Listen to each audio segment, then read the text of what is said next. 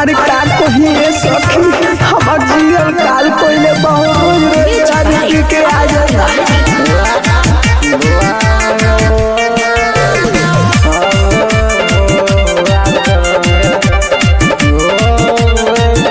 अरे गली गली हमारा के बदनाम कोइले बाबा दारू पी के रोज रोज घरवा में आवता।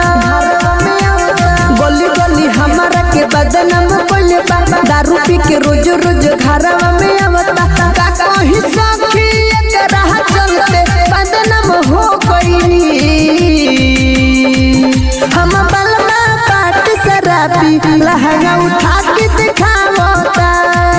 हम सोया पाट शराबी लहंगा उठा के दिखावता।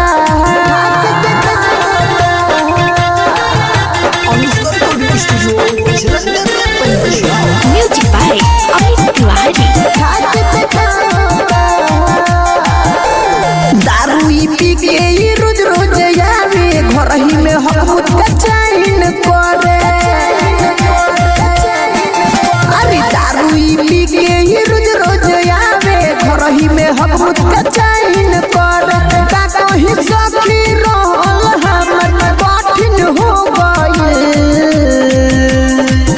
हम बलमा पाट शराबी लहंगा उठा के दिखावता।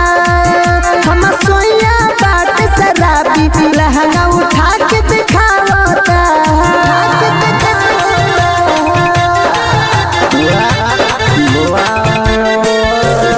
Music by Amit Tiwari.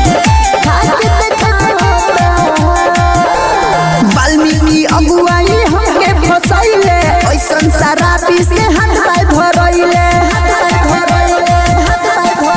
अरे वाल्मीकि अगुआ तू हमके फसैले ऐसन शराबी